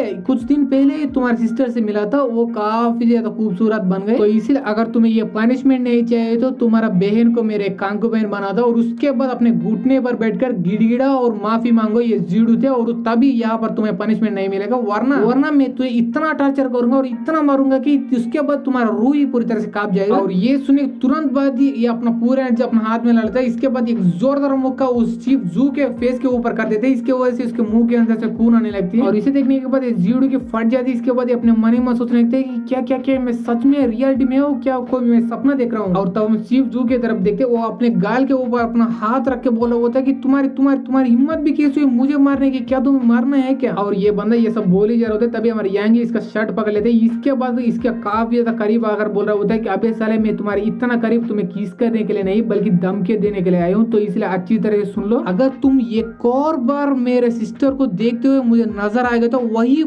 पर मैं तुझे पूरी तरह से जान से मार दूंगा, वहीं पर 6 फीट अंडर तुम्हें गाड़ दूंगा। और ये बोलने के तुरंत बाद ही ये उस चीफ जू के हाथों में कोड़ा अपने हाथ में ले लेते हैं। इसके बाद बोलने लगता है कि पर तब की बात तब, पर अब की बात अब, क्योंकि पहले ही तुम मेरे सिस्टर को कुछ दिन पहले मिल चुके हो और देख चुके हो और वो भी गलत नजरिए से, तो इसलिए अब तुझे जरूर पनिशमेंट मिलना चाहिए और वो पनिशमेंट मैं ही दे के रहूंगा। ये बोल के उसका पूरी तरह से कुटाई करने वाला होता है, तभी पीछे से वो जीडो आ जाते हैं। इसके बाद बोलने लगता है कि अबे साले, अभी तुम मेरे अंकुल को छोड़ दो, वरना पहले तुम्हें ये सेक्ट पनिशमेंट देगी, पर उससे पहले मैं तुम्हें पनिशमेंट दूंगा और हम सारे लोग मिलकर यहाँ पर तुम्हारा कुटाई करेंगे। ये सुनने के बाद हमारे यांग एक गुस्सा पूरी तरह से फट दिया और उसके बाद चिल्ला के बोलने लगता है, अबे साले जीडू, तुम्हारे मुंह से एक और बात यहाँ पर आई तो तुम्हारे अंकुल को पनिशमेंट देने से पहले तुम्हें पनिशमेंट दूंगा, तब तुम किसी के काम के बिल्कुल ही नहीं रहोगे। ये बोलने तुरंत बाद वो उस कोड़े को उठा लेता है और उस कोड़े के अंदर अपना गोल्ड वाला एलिमेंटल की डाल लेता है और इसके बाद उसका पूरी तरह से कुटाई करने लगता है। इसके वजह से नॉर्मली ये कोड़े से कितना डैमेज होता है, उससे 5 गुना डैमेज वो चीफ जू को हो रहा था। इसलिए वो चिल्ला के बोल रहा होता है कि प्लीज प्लीज यांग, मुझे माफ कर दो, आगे से मैं तुम्हारी सिस्टर के बारे में ये सब बिल्कुल ही सपने भी नहीं सोचूंगा, तो इसलिए प्लीज प्लीज मुझे माफ कर दो और रोको। ये सुनने के बाद वो बिल्कुल नहीं रुकता और उसके बाद और भी ज्यादा कुटाई करे जा रहा था। ऐसे 5 मिनट गुजार जाते हैं। इतना देर के लिए वो चीफ जू के कुटाई को देखने के बाद वहां पर कुछ डिसेबल मुस्कुराने लगते हैं। इसके बाद बोलने लगते हैं कि और यंग मास्टर यांग, ऐसे ही उसको पूरी तरह से कुटाई करो और उसको पूरी तरह से अंदर से लेके बाहर तक फाड़ के रखो, क्योंकि वो कमीना ये सारे चीजें डिजर्व करता है। और इतना ज्यादा कुटाई करने के बाद ये बंदा चिल्ला के बोल रहा होता है, प्लीज प्लीज यांग, मुझे छोड़ दो, मैं गलत था, मैं सिस्टर के बारे में पूरी तरह से गलत था, अगर इससे ज्यादा कुटाई तुम मुझे करो तो यहाँ पर मैं ही पूरी तरह से मर जाऊंगा, तो इसलिए प्लीज मुझे छोड़ दो। और ये सारे बातों को इग्नोर करके हमारे यांग उसको पूरी तरह से कुटाई किए जा रहे होते। तभी इसके पीछे एक बूढ़ा आ जाता है। आने के बाद चिल्ला के बोलने लगता है कि रुको, वहीं पर रुक जाओ। और यह आवाज सुनने के बाद और उसका एनर्जी महसूस करने के बाद अपने मन ही मन सोचने लगता है कि मैं नॉर्मली बिल्कुल भी नहीं रुकता, पर इस बंदे की एनर्जी काफी ज्यादा स्ट्रांग लग रहा है, तो इसलिए मेरे पास और कोई चॉइस नहीं बचा। ये सोचने के तुरंत बाद ये वहां पर रुक जाता है और पीछे मुड़कर देखने लगते हैं। और तभी हम उस बुढ़ाव की तरफ देखते हैं। इस बुढ़ाव का नाम कियान जांग होता है और ये इसी स्वार्ड सेक्ट का एक एल्डर होता है, इसीलिए इसको एल्डर जांग भी बुलाया जाता है। और तभी ये एल्डर जांग पूछने लगता है कि यहाँ पर असल में क्या हो रहा है, यहाँ पर सारे लोग सच सच बताओ, वरना तुम सारे लोग को पनिशमेंट दूंगा मैं। इस एल्डर जांग को देखने के बाद ये अपने हाथ में कोड़े को नीचे गिरा देते हैं। इसके बाद झुक जाते हैं उसको प्रणाम करने के लिए। इसके बाद ये अपने मनी में सोचने लगता है कि इसका नाम एल्डर कियान जांग है और यही एल्डर जांग ने मुझे 6 महीने पहले यहाँ पर इस स्वार्ड सेक्ट के अंदर ले आकर मुझे एक और डिसेबल बना दिया, और उतना ही नहीं बल्कि मेरा फैमिली को भी प्रोटेक्ट करता आ रहा था। इसीलिए ये मेरे एक गॉडफादर जैसा है। पर एक बार मेरे डेंटेंस बर्बाद हो गए और मैं एक सर्वेंट बन गया, और उसके बाद काफी सारे एल्डर और काफी सारे डिसेबल इनको नीचे दिखाने लगे। इतना सब होने के बाद भी, मेरे डेंटेंस बर्बाद होने के बाद भी इनको मेरे ऊपर अभी भी भरोसा है, इसलिए कभी कभी यहाँ पर आते हैं मेरे ऊपर चेक करने के लिए। पर फाइनली मुझे ये ऐसा देख लिया, इसके वजह वजह से मुझे काफी ज्यादा बुरा लग रहा है। या और तब हम देखते हैं उस एल्डर जंग की तरफ, वो इसको देखकर बोल रहा होता है कि यहाँ पर की सिचुएशन को देखने के बाद मुझे समझ ही नहीं आ रहा है यहाँ पर असल में गलती किसकी है और किसकी नहीं। ये बोली जा रहे होते तभी ये जीडू उसके पैर के ऊपर गिर जाती है। इसके बाद बोलने लगता है कि प्लीज प्लीज एल्डर जंग आप ही मुझे न्याय दिलाइए, क्योंकि मैं रास्ते से जा रहा था बिना कुछ बोले और बिना कुछ करे, तभी यांगे मेरे सामने आया। आने के तुरंत बाद ही मेरा कुटाई करने लगा और सिर्फ मेरा ही नहीं बल्कि मेरा दोस्तों का भी कुटाई करने लगा। और इसे देखने के बाद मेरा अंकुल चीफ जू यहाँ पर आ गया उसे रोकने के लिए, पर इसे देखने के बाद भी वो बिल्कुल ही नहीं रुका बल्कि वो हमारे चीफ जू का भी पूरी तरह से कुटाई करने लगा। तो इसलिए एल्डर जंग प्लीज हमें न्याय दिला दिया और उस यांगे को पूरी तरह से पनिशमेंट दीजिए। और ये सुनने के बाद हमारे यांगे अपने मन में सोचने लगता है कि इसका माँ का सकीना का ये कितना ज्यादा सफेद झूठ बोलता है ये कमीना। वहाँ पर खड़े हो सभी चीजों के बारे में सोच ही जा रहे थे, तभी वो एल्डर जंग इसके तरफ घूर के देखने लगता है। इसे देखने के बाद हमारे यांगे की थोड़ा फट जाती है। इसके बाद ये अपने मन में सोचने लगता है कि असल में क्या ये सच में मुझे पनिशमेंट देने वाले है क्या। तभी एल्डर जंग पूरी तरह चौंक जाती है। इसके बाद पूछने लगता है कि एक सेकंड क्या इसी चीफ जू से फाइट करने की वजह से तुम्हारी इतना ज्यादा इंजुरीज आ चुकी है। नहीं मुझे बिल्कुल यकीन नहीं हो रहा। तभी एल्डर जंग और भी ज्यादा चौंक जाते हैं क्योंकि वो हमारे यांगे के अंदर की 4th लेवल वाली एनर्जी महसूस कर चुके होता है। इसलिए पूछने लगता है कि क्या तुम फाइनली 4th लेवल पर पहुंच चुके हो क्या। ये सुनने के बाद हमारे यांगे अपना गोल्डन एलिमेंट की बाहर दिखाते हुए बोलने लगता है कि एल्डर जंग मैं सिर्फ 4th लेवल पर ही नहीं पहुंच चुका हूँ बल्कि मेरे अंदर अचानक गोल्डन एलिमेंट की भी आ चुके हैं। ये सुनने के बाद ये बंदा और भी चौंक जाता है। इसके बाद पूछने लगता है कि ऐसा कैसे हो सकता है, तुम्हारे अंदर इतना कमाल का गोल्डन एलिमेंट की कैसे सकता है। ये सुनने के बाद हमारे यांगे बोलने लगता है कि मुझे भी नहीं पता एल्डर जंग पर अचानक मेरे अंदर आ गई। और ये सुनने तुरंत बाद ये जीडू को जोड़ के हमारे यांगे के पास काफी ज्यादा तेजी से आ जाता है। इसे देखने के बाद ये जीडू पूरी तरह चौंक जाती है। इसके बाद अपने मन में सोचने लगता है असल में यहाँ पर क्या हो रहा है। और तभी हम एल्डर जंग की तरफ देखते हैं, वो अपना हाथ को हमारे यांगे के कंधे के ऊपर रखकर बोल रहा होता है कि अच्छी बात है बहुत अच्छी बात है, मुझे पता था तुम आगे जाकर वो कुछ बड़ा उगाड़ लोगे। इसे देखने के बाद जीडू काफी गुस्से से चिल्लाने लगता है कि एल्डर जंग आप वहाँ पर क्या कर रहे हैं, यहाँ पर मुझे और मेरे दोस्तों को इतना ही नहीं बल्कि चीफ जू को भी काफी ज्यादा चोट लग चुकी है, तो इसलिए हमें न्याय दिला दीजिए। ये सुनने के बाद एल्डर जंग गुस्से से अपने मन में सोचने लगता है कि अभी तक ये कमीने यहाँ पर ही है ना, इनको मैं अच्छी तरह से सबक सिखा के जाऊंगा वरना यहाँ से बिल्कुल ही नहीं जाने वाला। और ये सोचने के तुरंत बाद वहाँ पर बाकी डिसेबल से पूछने लगता है कि यहाँ पर तुम लोग भी हो जब यह कांड हो रहा था, तो इसलिए तुम लोग यहाँ पर के चीजों के बारे में मुझे साथ साथ बता दो। और यहाँ पर तुम लोगों को किसी से भी डरने की कोई भी जरूरत नहीं, क्योंकि ये स्वाट सेक्ट के एल्डर जंग में यहाँ पर खड़ा हूँ, तुम्हें कोई भी नुकसान नहीं पहुंचाने वाला। और तुम में से कोई भी झूठ बोलने की कोशिश की या सच छुपाने की कोशिश की तो तुम लोगों को भी पनिशमेंट मिलने वाले। ये सुनने के बाद यही सही मौका समझ के वहाँ पर बाकी डिसेबल चिल्ला के बोलने लगता है कि ये जीडू और उसके 2 चमचे हमें 4 लोगों को यहाँ पर बुली करते आ रहे थे, वो भी काफी सालों से, पर हम लोग वीक थे इसलिए हम लोग कुछ भी नहीं कर पाए उसके अगेंस्ट। और ऐसे ही करते करते वो जीडू इस बार यांगे को परेशान करने के लिए उसके पास गया था, इसीलिए वो अपने आप को बचाने के लिए इन तीनों को पूरी तरह से कुटाई कर दिया। इसके बाद इसका बदला लेने के लिए वो जीडू अपना अंकुल चीफ जू को यहाँ पर ले गया जानबूझ के यांगे को परेशान करने के लिए, और वो भी ऐसे ही करने लगा। और उतना ही नहीं बल्कि वो चीफ जू यांगे के बहन के बारे में भी उल्टा सीधा बात करने लगा, इसीलिए उसको काफी ज्यादा गुस्सा आ गया, इसीलिए उसने पूरी तरह से कुटाई कर दिया उसका। और ये सारे बात सुनने के बाद जीडू की मनीमान पूरी तरह से फट जाती है। इसके वजह से अपने मनी में सोचने लगता है कि आज तो मेरा जिंदगी पूरी तरह से एंड हो गई है। ये बंदा ये सोच ही जा रहे थे, तभी हमारे एल्डर्स जंग इसके तरफ गुस्से से देखने लगता है। इसके बाद बोलने लगता है कि आउटर सेक्ट के डिसेबल और एल्डर्स अपने ट्रेनिंग में काफी ज्यादा बिजी है, इसीलिए यहाँ पर तुम जैसा डिसेबल यहाँ पर अपना मनमाने दिखा रहे हो और बाकी डिसेबल को पूरी तरह से पायरेशन कर रहे हैं। ये सुनने के बाद जीडू अपने घुटने पर आ जाती है। इसके बाद माफी मांगने लगता है कि प्लीज एल्डर जंग हमें माफ कर दिया, आगे से हम ऐसा बिल्कुल ही नहीं करेंगे। ये सुनने के बाद एल्डर जंग और भी गुस्से से चिल्लाते हैं, तुम लोगों ने इतना सारा डिसेबल को इतना सालों तक परेशान करके काफी बड़ा क्राइम किया है, इसीलिए मैं तुम लोगों को पनिशमेंट दे रहा हूँ। अब से ये सर्वेंट यार्ड का चीफ जू नहीं रहेगा बल्कि उसको इस चीफ पोजीशन से पूरी तरह से निकाल दिया जाएगा। और उतना ही नहीं बल्कि तुम 4 लोगों को 10 साल तक स्टारमैन के यहाँ पर खुदाई करने का पनिशमेंट में दे रहा हूँ। और इतना ही मत समझो, क्योंकि एक बार तुम 10 साल का खुदाई करोगे उसके बाद तुम्हें हमारे स्वाट सेक्ट से पूरी तरह से बाहर निकाल दिया जाएगा। और ये सुनने के बाद वो सारे लोग पूरी तरह से फट जाती है। इसकी वजह से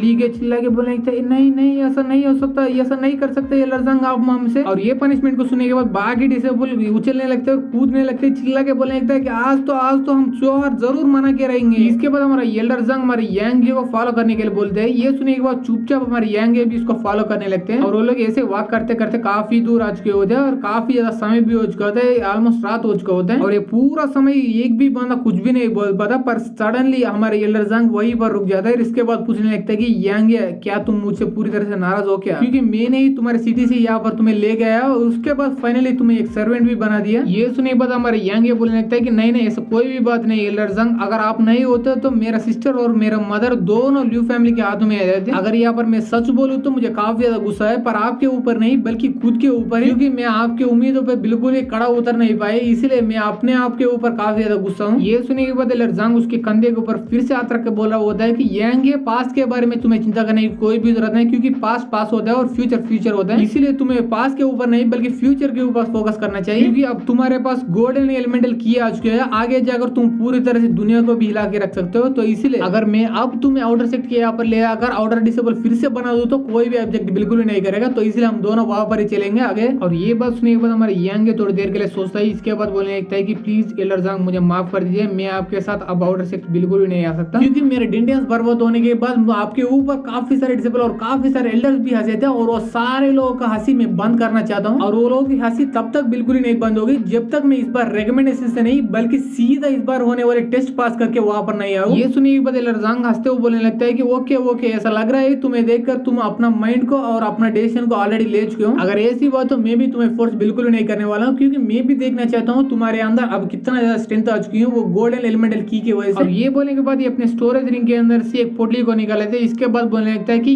इसके अंदर 10 पल्स पिल्स और 10 एनर्जी स्टोन्स है, ये सारे एनर्जी स्टोन्स तुम्हारे अंदर की को बढ़ाने में तुम्हारी मदद करेगी, और ये सारे पल्स पिल्स तुम्हारे अंदर की स्ट्रेंथ को और भी ज्यादा इंप्रूव करने के लिए तुम्हारी मदद करेगी। और तुम्हें ऑलरेडी अच्छी तरह से पता है कि अगले महीने यानी 1 महीने के बाद आउटर डिसेबल कंपटीशन होने वाला, तब तक तुम पूरी तरह से प्रिपेयर कर लेना। तब यांगे बोलने लगता है कि थैंक यू एलरजांग ये सारे चीजों के लिए, पर मुझे एक और फेवर आपसे चाहिए। ये सुनने के बाद एलरजांग पूछने लगता है कि कौन सा फेवर। ये सुनने के बाद हमारे यांगे बोलने लगता है कि एलरजांग मेरे होम टाउन के अंदर वो ल्यू फैमिली के यंग मास्टर जबरदस्ती मेरे सिस्टर को अपना कंकूमेन बनाने की कोशिश कर रहा है, तो इसलिए प्लीज एलरजांग ऐसा बिल्कुल ही होने मत दीजिए, और आप कुछ भी कर दिया मेरे सिस्टर वहां पर उस ल्यू फैमिली के यंग मास्टर का बिल्कुल ही कंकूमेन नहीं बनना चाहिए। ये सुनने के बाद एलरजांग बोलने लगता है कि मैंने ऑलरेडी तुम्हारा मदर और तुम्हारे सिस्टर को प्रोटेक्ट करने के लिए ल्यू फैमिली वाले को धमकी दिया था, फिर भी वो लोग यहाँ पर तुम्हारे सिस्टर को परेशान कर रहे हैं, और वो जरूर ली किंग नाम का बंदे की वजह से हो सकता है, क्योंकि वो 1 महीने पहले हमारे सेक्ट के अंदर आउटर डिसेबल बन गया था, और वो यूं ही नहीं बना बल्कि वो आउटर डिसेबल एग्जामिनेशन के अंदर तीसरे रैंक पर आ गया था, और एक बार आउटर डिसेबल बनने के बाद 1 ही महीने के अंदर अंदर वो इतना ज्यादा स्ट्रांग बन गया है कि वो 1 ही महीने की ट्रेनिंग के बाद अब आउटर डिसेबल के रैंकिंग में 29th पोजीशन पर है। और जितना मुझे पता है कि उस बंदे के पास इननेट स्ट्रेंथ है, इसीलिए वो इतना ज्यादा स्ट्रांग इतना जल्दी बन गया है। इसीलिए ये सारे चीजों को जानने के बाद भी इनर सेक्ट के कुछ एल्डर्स भी उसके बारे में पता करने लगे, क्योंकि एक बार वो एक इनर डिसेबल बन गया और उसके बाद वो अपने पर्सनल डिसेबल बनाने के लिए। और ये सारे बात सुनने के बाद हमारे यांगे पूछने लगता है कि इननेट स्ट्रेंथ पर वो क्या होता है एलरजांग। ये सुनने के बाद एलरजांग बताने लगता है कि वेल यांगे जिसके पास इननेट स्ट्रेंथ होती है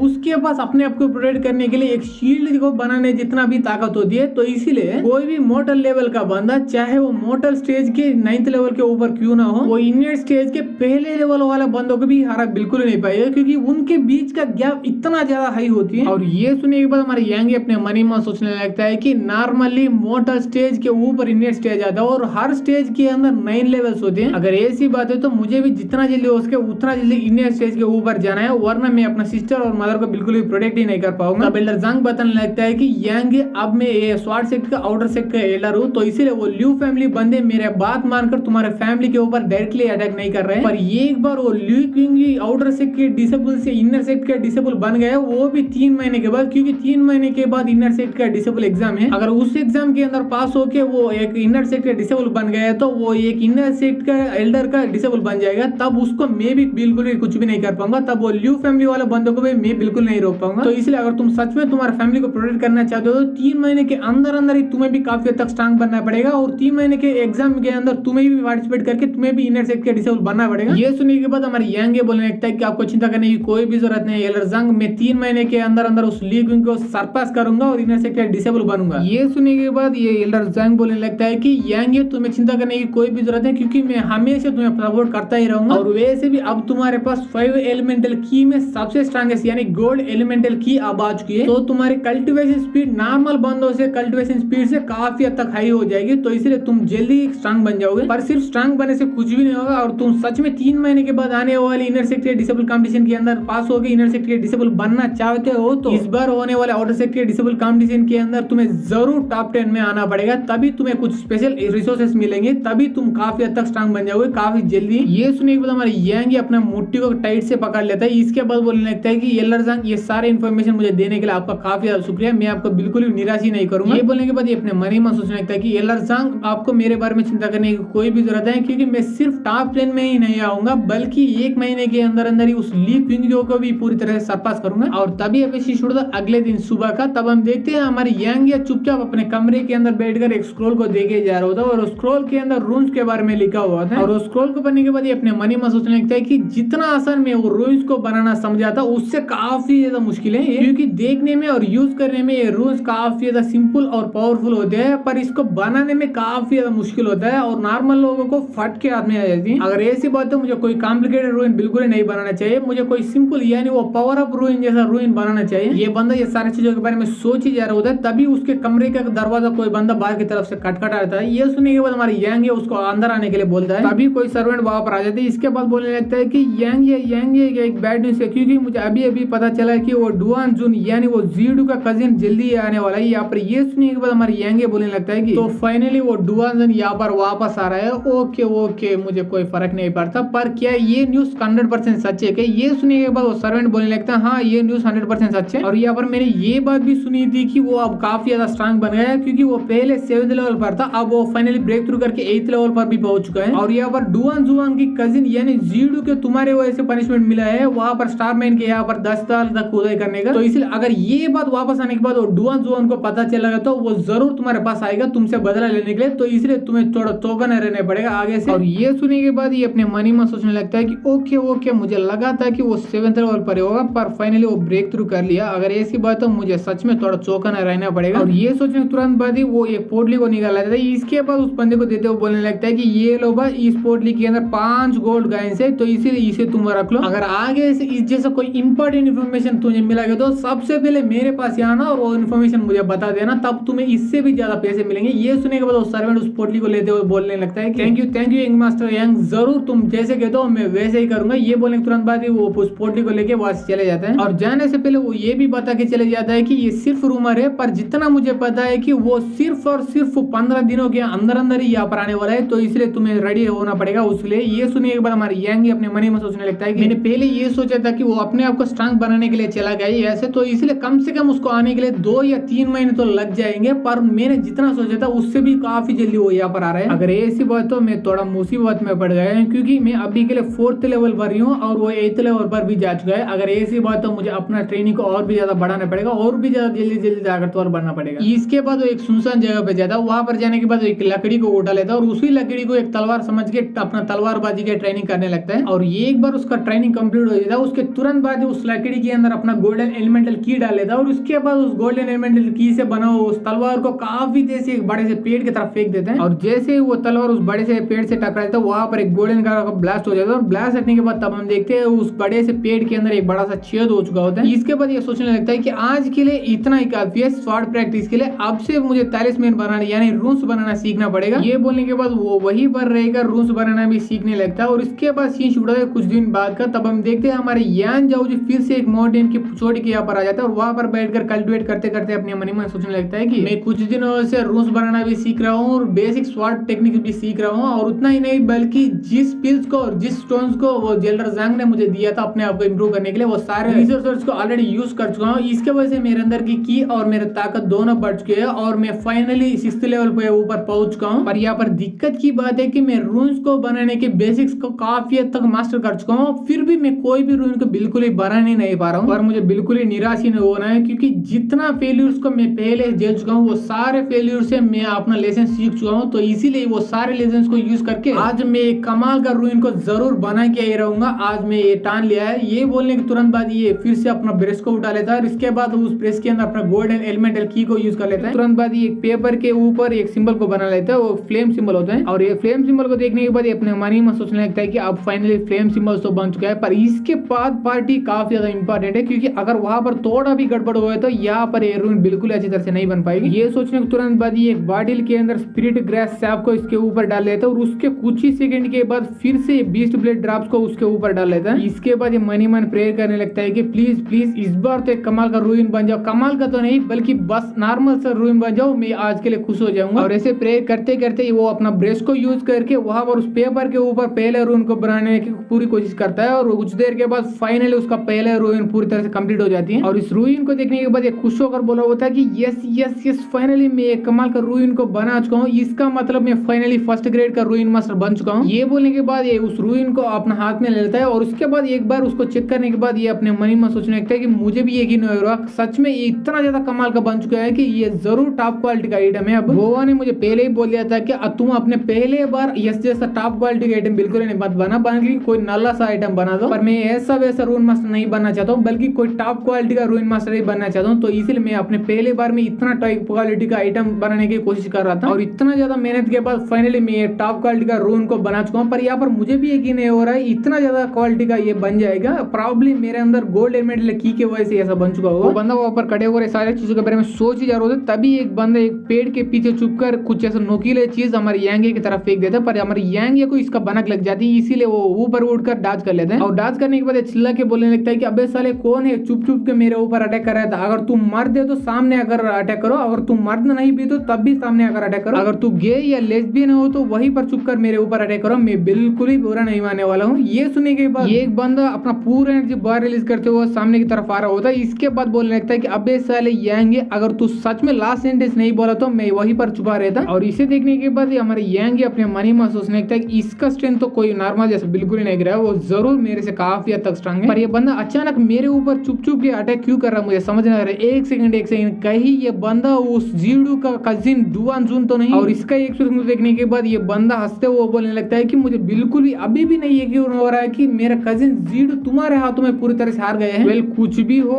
आज तुम मारने वाले हो, इसलिए मरने के लिए रेडी हो जाओ। ये बोलने के तुरंत बाद ये काफी तेज से हमारे यांगे को अटैक करने के लिए इसके तरफ बनने लगता है, और इसे देखने के बाद हमारे यांगे भी थोड़ी देर के लिए चौंक जाते हैं। पर ये अपने आप को जैसे तैसे संभाल कर अपना पूरा एनर्जी डाल के एक जोरदार मुक्का उस डुआन जून के ऊपर कर देता है। इसे देखने के बाद वो डुआन जून भी अपना पाम अटैक इसके मुख्य को ऊपर कर देता है, इसके वजह से वहां पर एक बड़ा सा ब्लास्ट हो जाते हैं। इसके बाद दोनों के पीछे की तरफ आ जाता है, और इसे देखने के बाद ये डुआन जून थोड़ा चौंक जाता है, और हमारे यांगे तो काफी दूर आ चुका होता है, जैसे तैसे अपने आप को संभाल कर नीचे गिरने से अपने आप को रोक लेता है। इसके बाद ये अपने मनी में सोचने लगता है कि तो ये है मोस्टल स्टेज के 8th लेवल वाले पंच। पर ये पंच तो मुझे इतना भी ज्यादा खास बिल्कुल नहीं लग रहा है। क्या सच में वो बंदा अपने आप को होल्ड बैक कर रहा है क्या मुझे पूरी तरह से मारने से, या इसके पीछे कुछ और रीजन है। तभी हम डुआन जून की तरफ देखते हैं, वो एक पहाड़ी के ऊपर खड़ा हुआ था, और उसके बाद ये बोलने लगता है कि मानना भी पड़े भाई तुझे, क्योंकि मुझे नहीं लगा था कि मेरा 10% पावर का पंच तू बिल्कुल सेफ पाएगा। पर जैसे कि मैंने बोला था कि ये पावर सिर्फ मेरा 10% है, अगर मैं अपना पूरा पावर लगा दिया तो तुम एक ही पंच में पूरी तरह से मर जाओगे, तब कोई भी मजा नहीं आने वाला मुझे। तभी हम उसके नीचे की तरफ देखते हैं, उसके साथ 2 और दोस्त भी आ चुके होते हैं वहां पर। तब उसके नीचे वाला बंदा बोल रहा होता है कि तुम्हारे पास एक और चॉइस है, और वो चॉइस है कि हमारे सामने आ और घुटने पर बैठकर हमसे माफी मांगो और गिड़ी। तब हम लोग तुम्हें पूरी तरह से पेनलेस मौत देंगे, वरना हम तीनों लोग मिलकर तुम्हें पूरी तरह से तड़पा तड़पा कर जान से मार डालेंगे। ये सुनने के बाद हमारे यांगे चिल्ला के बोलने लगता है कि मुझे बिल्कुल नहीं लगा था कि तुम भी तुम्हारा कजिन जीडू जैसा कायर हो, और इसीलिए तुम अपना दोस्त को भी यहाँ पर मुझे मारने के लिए लेके आए हो। ये सुनने के बाद डुआन जून हंसते हुए बोलने लगता है कि तुम्हें उनके बारे में चिंता करने की कोई भी जरूरत नहीं, वो लोग तुम्हारे पास भी बिल्कुल नहीं आने वाले हैं, क्योंकि तुम्हें पूरी तरह से तड़पा तड़पा कर मारने के वाले मजा मैं ही अकेले लूंगा। ये सुनने के बाद हमारे यांगे बोलने लगता है कि रुको भाई, इतना भी तुम्हें जल्दी क्या है, मैं यहाँ से कहीं भी नहीं भाग सकता, क्योंकि तुम लोग 3 हो और मैं यहाँ पर अकेला बना हूँ, वो भी तुमसे काफी ज्यादा लेवल्स कम हूँ। ये सुनने के बाद ये डुआन जून उसके सामने आ जाता है। इसके बाद बोलने लगता है कि तुम हमें कितना भी यहाँ पर वेट करवा लो, यहाँ पर तुम्हें कोई भी बचाने नहीं वाला, और वो यहाँ पर रिजल्ट में कोई भी चेंज नहीं होने वाला, तो इसलिए मरने के लिए रेडी हो जाओ। ये सुनने के बाद हमारे यांगे बोलने लगता है कि हाँ मैं मरने के लिए भी रेडी हूँ और मारने के लिए भी रेडी हूँ, पर अब सही समय बिल्कुल ही नहीं है, तो इसलिए तुम्हें थोड़ी देर के लिए वेट करना पड़ेगा, क्योंकि अगर तुम मुझे यहाँ पर मार दिया तो तुम्हें जरूर पनिशमेंट मिलेगा, और मैं तुझे मार दिया तो मुझे भी पनिशमेंट मिलेगी। और यहाँ पर क्योंकि ऑलरेडी मैं पनिशमेंट हूँ, अगर मुझे और भी ज्यादा पनिशमेंट मिलेगा तो मुझे ये सेट से पूरी तरह से बाहर निकाल दिया जाएगा, और मुझे बिल्कुल भी ये पसंद नहीं है, तो इसीलिए मैं तुम्हें एक डेथ ड्यूएल के लिए पूरी तरह से चैलेंज करता हूँ। ये सुनिए के बाद डुआन जून पीछे मुड़कर हंसते हुए बोलने लगता है कि तुम अपने आप को क्या समझते हो, क्या तुम्हें लगता है कि मेरे जैसा एक आउटर डिसेबल तुम जैसा सर्वेंट का डेथ ड्यूएल को एक्सेप्ट करूंगा? सपने भी नहीं बोला। यहाँ पर डेथ ड्यूएल करने के लिए दोनों बंदे ऑलमोस्ट बराबर होना चाहिए, पर तुम एक नल्ला सर्वेंट हो और मैं आउटर डिसेबल हूँ, तो इसलिए तुम जैसे नल्ले एक बंदे के पास मेरे सामने डेथ ड्यूएल करने के जितना औकात बिल्कुल नहीं। ये सुनने के बाद हमारे यांगे उसको चिढ़ाते हुए बोलने लगता है कि फट गए ना, तुम्हें पूरी तरह से फट गए ना, मुझे पहले ही पता था, क्योंकि तुम भी तुम्हारे कजिन जैसे एक कायर और नल्ला बंदे हो, अगर तुम्हारे पास तुम्हारा दोस्त नहीं तो तुम कोई सी भी बंदे के साथ फाइट करने में पूरी तरह से फट जाएगी तुम्हें। ये सुनने के बाद डुआन उनको गुस्सा आता है, इसकी वजह से चिल्ला के बोलने लगता है कि अबे साले तू मेरे सामने अपने औकात में रह ले, और मुझे अच्छी तरह से पता है कि तुम मुझे प्रोवोक करने की पूरी कोशिश कर रहे हो, फिर भी मैं तुम्हारा डेथ ड्यूएल चैलेंज को पूरी तरह से एक्सेप्ट करता हूँ, क्योंकि मुझे भी तुम्हें यहाँ पर सुनसान जगह पर मारने में कोई भी बिल्कुल ही मजा नहीं आने वाला, तो इसीलिए मैं भी डिसाइड कर लिया कि तुम्हें सारे लोग के सामने पूरी तरह से उस प्लेटफॉर्म के ऊपर ही तड़पा तड़पा कर जान से मार डालूंगा, तभी मुझे मजा आएगा। ये सुनने के बाद यांगे बोलने लगता है कि अगर ऐसी बात है आगे से मुझे तू तुमसे बात करने की कोई भी जरूरत नहीं है, हम दोनों डेथ प्लेटफॉर्म के ऊपर ही मिलेंगे। ये बोल के हमारा यंग है वहां से कम्प्लीटली चला जाता है और उसके बाद ये डुआन जून भी उसको देखते देखते वहां से चला जाने लगता है। तब ये पेशी शूट था अगले दिन सुबह का। तब हम देखते हैं इस डेथ मैच के बारे में सारे डिसेबल को पता चल चुका होता है, इसलिए वो सारे डिसेबल उस डेथ प्लेटफॉर्म के आसपास आ चुके होते हैं। तभी हम एक बंदे की तरफ देखते हैं, वो एक टेबल को लगाकर चिल्ला के बोल रहा होता है कि तुम लोग यहाँ से बिल्कुल ही जाना मत, क्योंकि यहाँ पर कुछ ही देर के बाद एक life and death interesting match होने वाला है। तो इसलिए अगर तुम लोगों को डेथ मैच के मजा के साथ और कुछ और मजा लेना है तो यहाँ पर अगर तुम लोग अपना बेट प्लेस कर सकते हो, तब तुम लोगों को मजा के साथ पैसे भी आने वाला है। ये सुने के बाद वहां पर काफी सारे लोग आ जाते हैं और अपने अपने बेट प्लेस करने लगता है और काफी हद तक डुआन जून के ऊपर बेट प्लेस कर रहे होते हैं वहां पर। और तभी उस डेथ प्लेटफॉर्म के आसपास हमारे बोआ भी वहां पर आ चुके होते हैं और वहां पर क्राउड को देखने के बाद ये सोच रहे होते हैं कि असल में वहां पर क्या हो रहा है, इतना सारे क्राउड वहां पर क्यों है। और ये बोलने के तुरंत बाद हमारे ये एपिसोड